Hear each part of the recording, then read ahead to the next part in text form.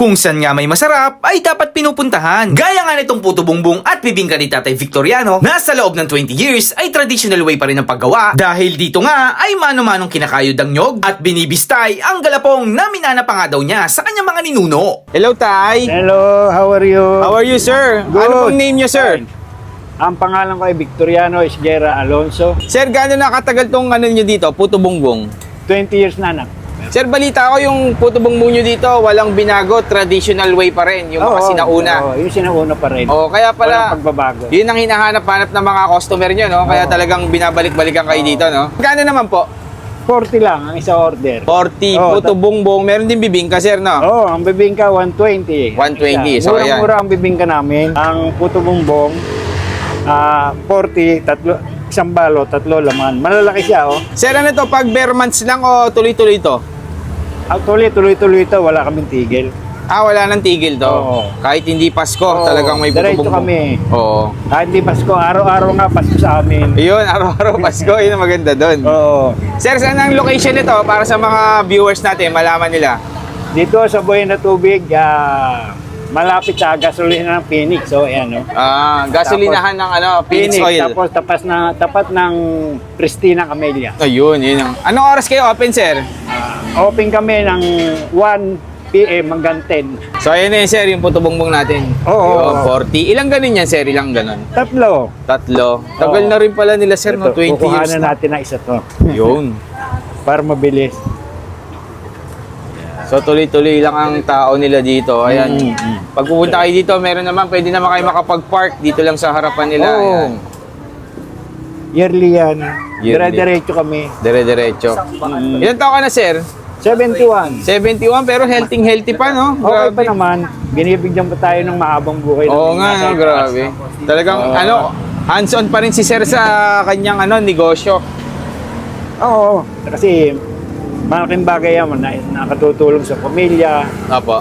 Nakatulong sa Sir, tanong ko lang, yung mga anak nyo, sir, yung mga anak nyo, sila din nagpapatuloy nito ng May pagtitinda? mga trabaho na. May mga trabaho din. Oo. Tapos na lahat sila. Tapos, grabe, dahil sa, yan, sir, dahil sa pagtitinda Hindi niya ng naman, mga- yung iba syempre, yung sa iba, kasi Oo. hindi naman lahat dito. Hindi naman. Yung ibang extra income, yun eh. Malaking tulong din talaga doon, no? Yan. So, ito na yung ating Puto Bumbong. Titikman na Yan. natin yan. 40 pesos lang, no? Oo. Meron din silang bibingka dito, guys, pag gusto nyo.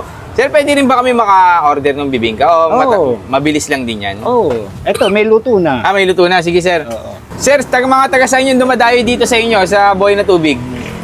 Malayo anak. Yung iba, Bulacan, Manila, sa Cavite. May mga Bulacan Batangas, pa, no? Laguna, From, oo. from north to south. Siyempre, may nakarating pa ang Pampanga. Pampanga pa. Oo. Grabe. Talagang dinayo. So, ito yung bibingka nila. 120 pesos naman. Ayun, napaka-solid din, no? Grabe. Tapos yung Puto Bumbong natin, binalot na ni tatay. Ito, ayan. 40 pesos. So, 160 lang.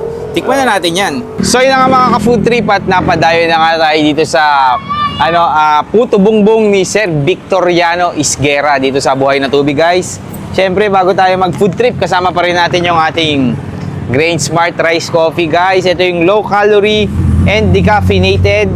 Tapos, gawa sa brown rice, kaya pwedeng-pwede sa mga acidic. And isa pa sa nagustuhan ko dito, guys, ito, yung sweetened na ginagamit nila dito ay stevia. So, guys, tikman na natin itong kanilang 40 pesos na Puto Bumbong. Ayan, no? Sobrang init. Titikman natin. So, ang pinagmamalaki nila dito, guys, traditional way pa rin yung kanilang pagtitinda ng paggawa ng Puto Bumbong. Hindi sila gumagamit ng kung ano-anong pampakulay. Kung ano yung kulay na to, ganun talaga. Tikman natin yan. Alright.